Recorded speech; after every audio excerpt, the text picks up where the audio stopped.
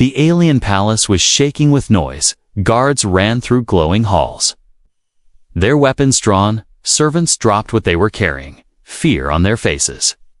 Everyone knew what had happened. The queen's daughter was missing, the fierce alien queen. Ruler of the strongest empire in the galaxy, stood in her chamber, eyes glowing red. Her long tail whipped the air behind her, and her claws dug into the floor. "She is gone," she hissed. "My daughter is gone." The guards stood frozen. Not one dared to speak. The queen's daughter, Princess Ayara, had always been quiet. Unlike her mother, she did not enjoy war or shouting. She loved flowers, music, and strange earth books. But even if she was soft, she was still royal blood, and no one was allowed to harm her. "Seal the palace," the queen roared, her voice shaking the walls. "No one enters, no one leaves." At the main security room, screens showed every part of the palace. The guards played back the night footage. Hour by hour, everything looked normal, until a shadow. One figure moved silently through the west wing, holding something small in their arms. The image was dark, but the outline of long ears and soft hair confirmed it was the princess. Unconscious, and the figure carrying her was tall, armored, and clearly not alien. It was a human. Someone gasped. "That's Commander Rin." "Rin?" The queen growled, stepping close to the screen. He was one of the humans hired to help train the Royal Defense Force. A quiet man, always watching, always calm. "Bring him to me," she commanded. Her eyes burning, alive. Guards rushed to Rin's quarters, weapons ready, but he was not hiding. He was sitting on the edge of his bed, as if waiting for them. He stood up, raised his hand slowly, and said just one thing. She wasn't safe here. The guards looked at each other, confused, but still arrested him minutes later. He stood in front of the queen in the throne chamber, surrounded by guards and generals. Chains on his wrists, blood on his lip from a rough punch. The queen marched toward him, her steps like thunder. "You took my daughter," she growled. "Speak before I end you." Rin looked up at her and said softly, "Not here? What?" She snapped. "I will only speak if we're alone," he said, voice calm. "No guards, no advisors, just you and me." Everyone shouted. Some called him mad. Others said, "Kill him now." But something in the queen's chest paused. She raised a hand, and the room went silent. "Everyone out," she ordered. Now, once the chamber was empty, she stepped closer to him. "You have one chance," she whispered.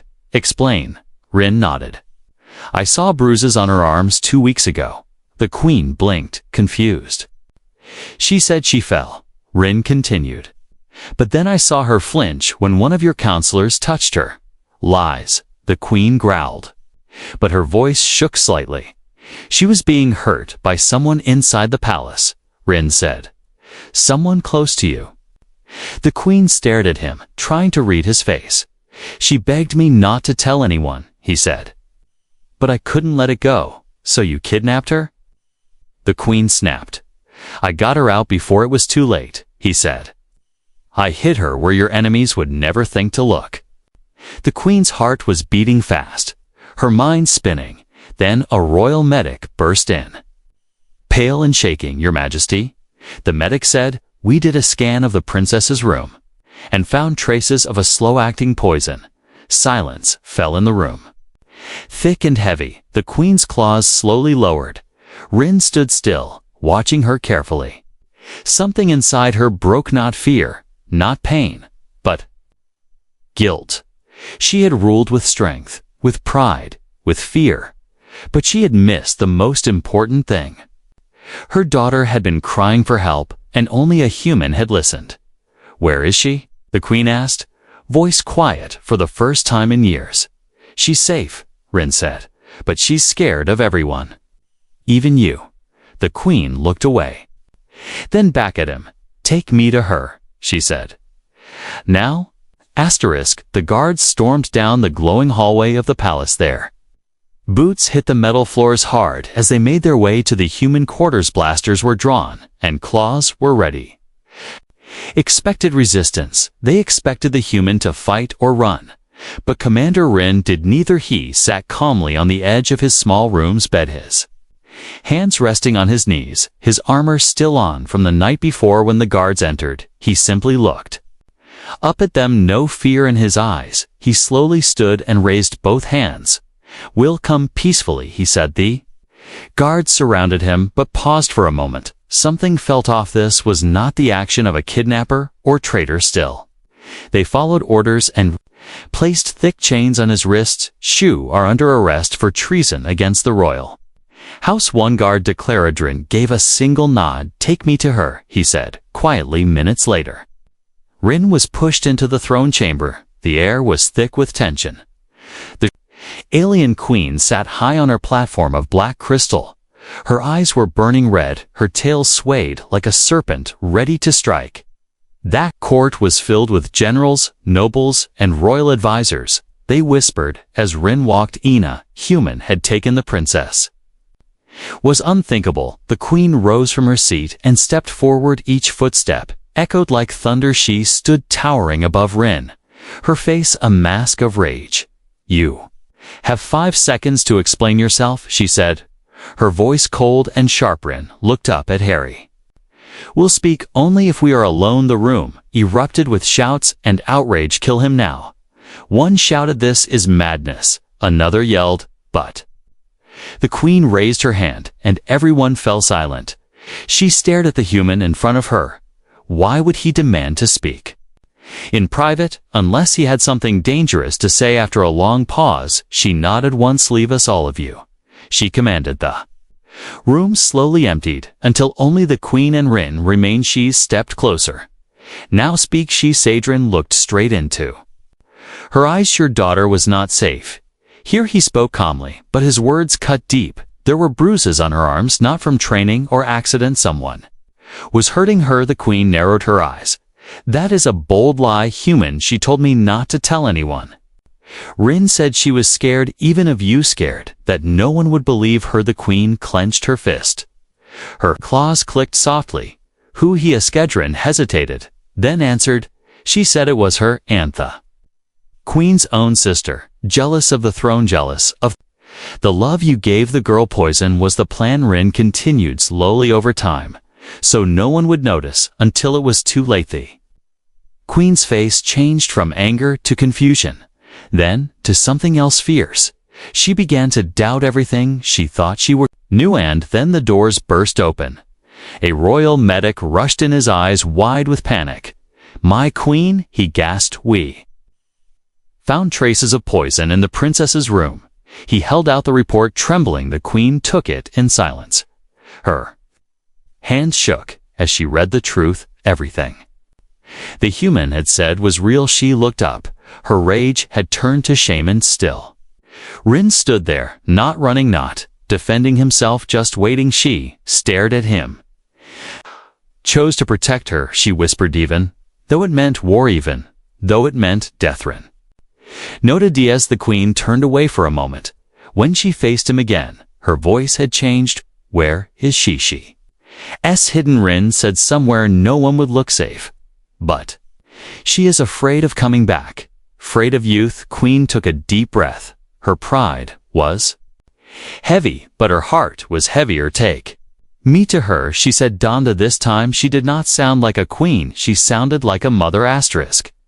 Cold wind howled across the frozen plains of Selner. 3 Rin stood beside the royal transport shuttle, his armor sealed against the bitter ice. The queen had ordered him to lead her team to the hiding place of the princess. She didn't fully trust him yet, but she knew she had no choice. Beside Rin stood 6 elite alien warriors, tall, brutal, and silent. Each one wore dark silver armor marked with royal symbols. They watched him closely, every move, every breath. "You lead the way, human," the squad leader growled, his tone filled with warning. Simply nodded and began to walk toward the jagged hills in the distance. The queen followed.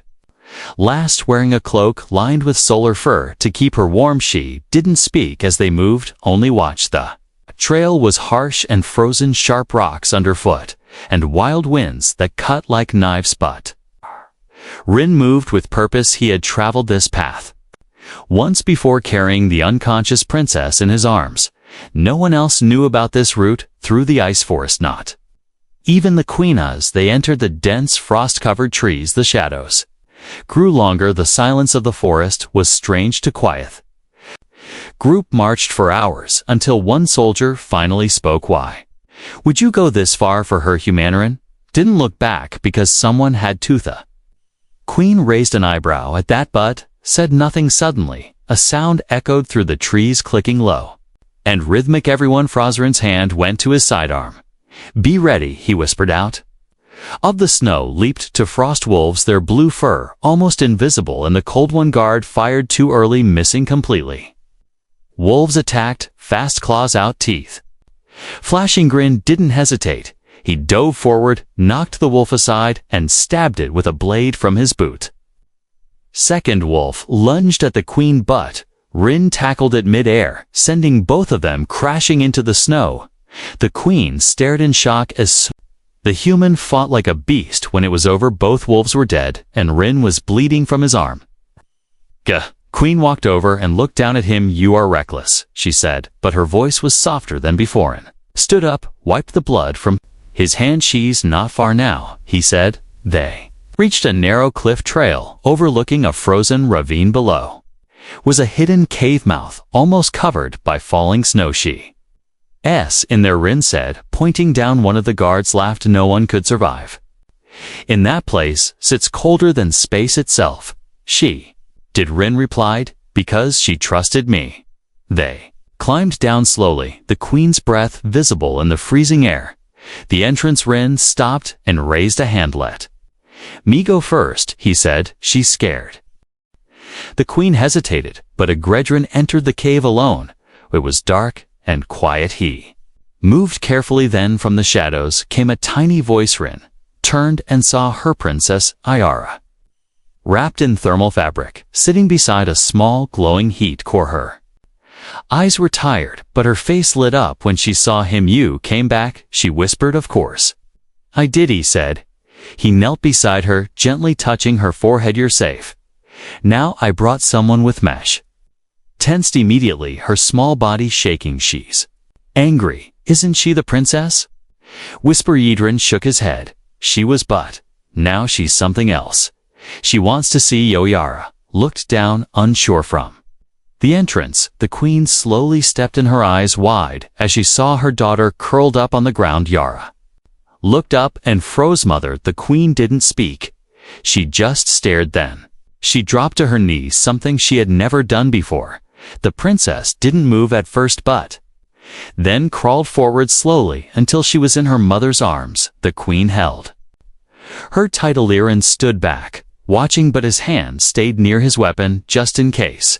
He didn't trust the palace, yet he didn't trust the system. But in this moment, princess was safe, and for now, that was enough. The frozen cave was silent, except for the sound of breathing. The princess was still wrapped in her mother's arms, but her body trembled. She didn't lean into the embrace. She looked past the queen toward the man who had protected Heron. Stood at the edge of the shadows, his hand resting near his sidearm. He wasn't a soldier now, he was something else. A shield. The queen slowly pulled back to look at her daughter's face. She a flinch. She didn't speak. She just pressed closer to Rin. The queen felt it like a knife. Her daughter was choosing a human guard over her own mother. Why, she asked softly. Why do you not trust me? Yara didn't answer right away. She looked down at her hands, then whispered, because you didn't see, you didn't hear me, you didn't stop her. The queen knew exactly who her daughter meant. Her own sister, the one who had smiled at every dinner. A toe had touched Ira's shoulder when no one was watching them. Queen's stomach twisted. I didn't know, she whispered. Redrin stepped forward carefully. She thought, no one would believe her, he said. So I did. The queen looked at him, and in that moment she saw a man who had risked everything. He had no army, no rank, no bloodline, but he had something her palace lacked: courage to act when no one else would. Suddenly, a sharp noise echoed through the cave. Crunching footsteps in the snow outside. Rin's eyes narrowed. He drew his blade silently and motioned for silence. The queen stood tall again, her warrior instincts returning. She shielded Ayara behind her, just as Rin moved toward the entrance. 3 shadows approach. Their armor was darker, not royal, not guards, assassins. They had found the trail. The queen stepped beside Rin, claws glowing. They came for the girl, Rin said quietly. Or for you, the queen added. No time for debate. The first assassin entered the cave. Blaster Rin lunged low, slashing the attacker's leg before he could fire. Queen tackled the second, throwing him into the icy wall. The third was quick and nearly grabbed Erebut. The princess screamed and ducked behind the rocks. Rin caught the third one by the collar and slammed him to the ground, his knife at the alien's throat. Who sent you, Rin demanded. The assassin laughed through broken teeth. Think we're alone? The queen's face went pale. My sister, she didn't send one team, she sent an army. We have to move, Rin said. He turned to Ayara, who was curled into a corner, her body shaking. She looked up at him, her lips blue from coldium. Scared, she said. Rin knelt beside Harry. No, but I'm here. He gently lifted her into his arms again. He would carry her through danger. The queen followed silently. Outside, the wind was stronger now. Storm clouds forming in the sky. They moved fast across the ridge, Rin leading every step behind them. Smoke began to rise in the distance, not from fire, from dropships. The ants' forces were coming, and they were not coming to talk. We need to split up, Rin Sadil. Expect us together. The queen looked at him. You would fight them, Alaniv. Done it before, and they won't expect a human to stand in their way. He handed Ayora a small silver device. I don't make it. This will lead you to a safe. Soniara's hands shook as she took it down. Say that, she whispered. You always make it thy.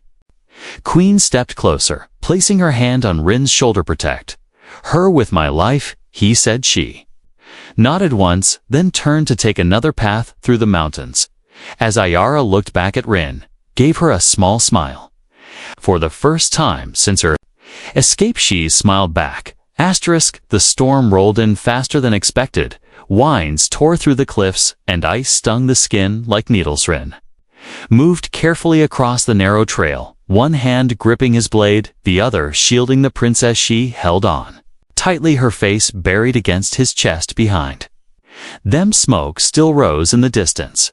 Ant's army was spreading fast, searching every cave, every crevice.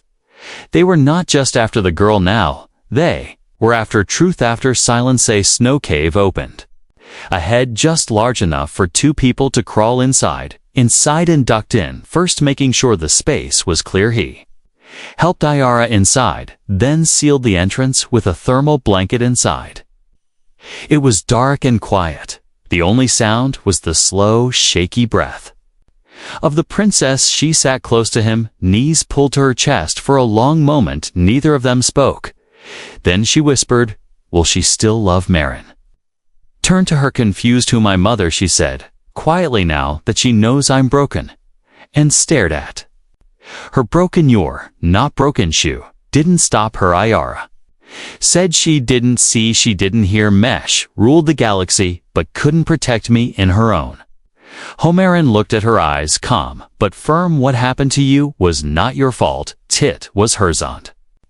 It was brave of you to serve. Viera looked away, filled her eyes, but she wiped them quickly. Rin reached into his bag and pulled out a small cube, glowed with a soft blue light. Here, he said. Play. She pressed the center, and a gentle melody filled the cave. It was an earth's lullaby, old and simply, song of comfort and safety. Rin closed his eyes and leaned back against the wall. We used to play this for children who lost their homes, he said. It helps them sleep. Yara listened silently, then whispered, I like it. She looked at him again, studying his tired face, his old scars. You didn't have to help me, she said. You could have looked away like the others. Rin opened his eyes. Did look away one say long time ago, there was a girl on earth abused. By someone she trusted, everyone suspected, but no one acted, not even May. Told myself it wasn't my business, and then one day, she was just Goniara. S breath caught. What happened to her we never found out. He said her name was Leor. She had bright eyes like yours, and I swore if I ever saw that look again, I wouldn't stay silent. Ara leaned her head on his arm. You kept your promise before Rin could respond. A sharp sound broke the silence, clinking metal outside the cave. They froze. Voices approached. 3. May before he pulled Ayara deeper into the shadows and readied his knife, they held their breath as heavy boots passed right outside. One voice stopped. Footprints. Here then, another replied. 2. Small for both. Keep Mav and Thiel have frozen to death in this storm anyway. The footsteps faded slowly. Rin exhaled quietly. Ara whispered, you didn't run from them. Ithariel never run, he said. Not from your people, not from your pain. She stared at him again, then suddenly reached into her tunic and pulled out a small crystal. Take this, she said. It's my royal mark. Rin shook his head. I can't accept that. Tit binds you to me, she said. You already carry my Furno. You carry my trust. He hesitated, but then gently took it. The crystal pulsed once with warmth outside. The wind screamed louder, but inside the cave, something had shifted.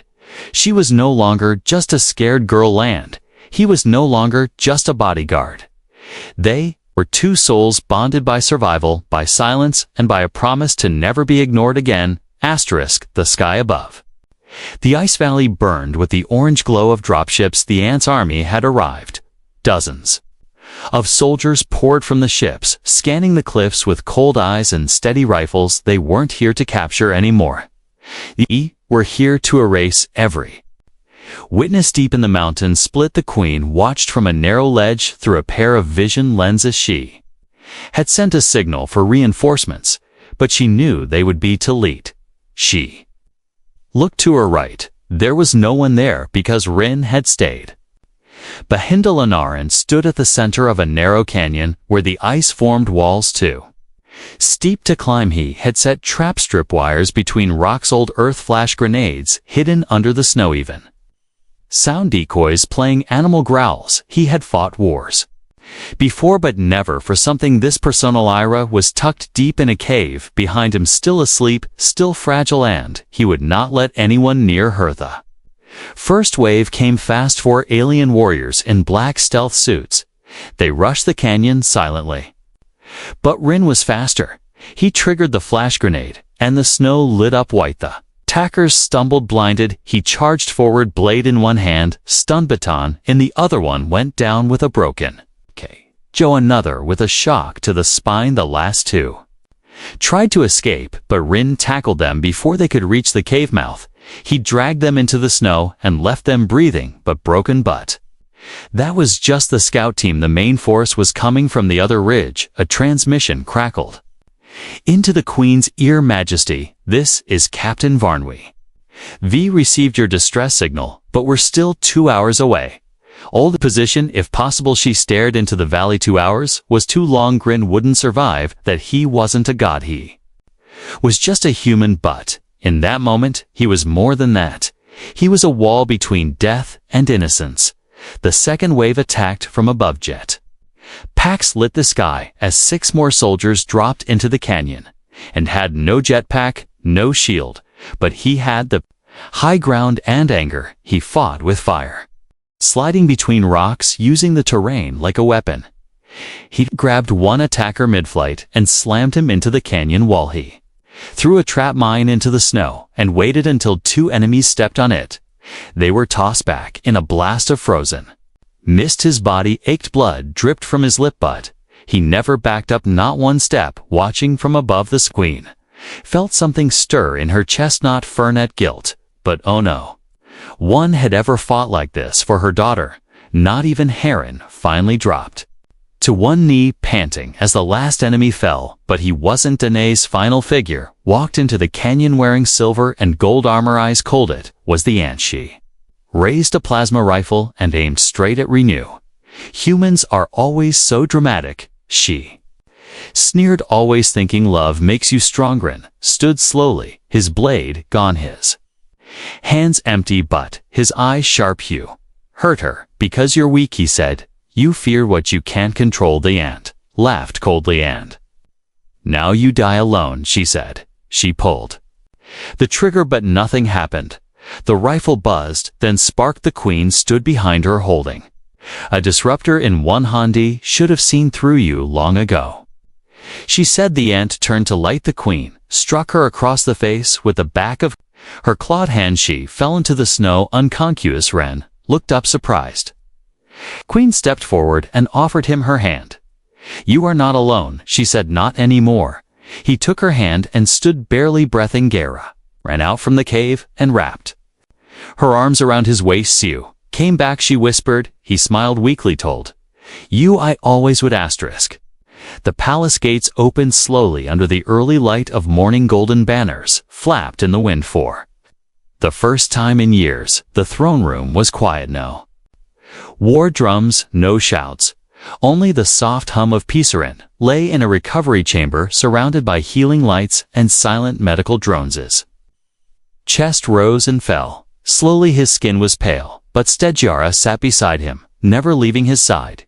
She held his hand even when he didn't walk. She spoke to him in whispers, told him stories, shared childhood memories he had never heard before. Across the chamber, the queen stood watching from the shadows. She wore no crown, no battle armor, only a simple cloak. Her face was unreadable, but her eyes never left the man who had saved her child. Day week passed before Rin finally opened his eyes. He blinked slowly at the light, then saw Ayara smiling down at him. You made it, she said softly. He tried to sit up, but she pushed him gently back. Restuv Dunanurin looked around confused. Where the palace, she said. The safe part. He turned to see the queen stepping forward. She knelt beside his bed, something no one had ever seen her do before. Her voice was low but steady. Wu saved her. You saved Marin. Gave a tired smile. Told you she was worth saving. The queen reached into her robe and pulled out a scroll. This is the royal decree, she said, signed and sealed by the Galactic Council. It declares that the crimes against the princess were Ryland, that you a human are now the royal protector of House Valthrenrin. Blink Deem Watit comes with command rank, full citizenship, and she hesitated. An offer. Ayara stood slowly, her hands twisting nervously. You don't have to say yes, she said, but I wanted you to know I trust you more than anyone. Queen nodded once. You may choose any honor in my empire. Even her handwritten sat in silence, the weight of the words heavy on him. He looked at Ayarash. Wasn't wearing jewels or silk, a simple white dress and hopeful eyes. He remembered the cold cave, the bruises, the fear, the songs, the moment she had handed him the royal crystal eye. Already made my choice, he said quietly. When I carried her out of the palace, Sarah's eyes filled with tears, but she smiled. Real smile, the kind that could melt stars. Later that day, the queen held a gathering in the central hall. Leaders from many planets arrived, ambassadors, soldiers, nobles. They all expected a punishment to death. They saw the queen walk forward, holding a decree in one hand and Rin's arm in the other. She raised both. Let it be known, she said, that the human who stood alone against betrayal is no longer just a guest. He is family. There was silence, then slow applause, then louder until the hall echoed with cheers. In the days that followed, Rin walked the palace halls not as a stranger, but as someone who belonged. Children bowed to him. Dodds nodded with respect, and Irash never left his side. One evening, as they stood on the balcony overlooking the stars, she leaned close. Thank you for seeing me when no one else did. Rin looked at her. Thank you for surviving long enough for me to get it right. Above them, the stars burned quietly. The galaxy was still full of danger, but for now peace had returned, and it had started with one choice: to listen, to protect, to believe.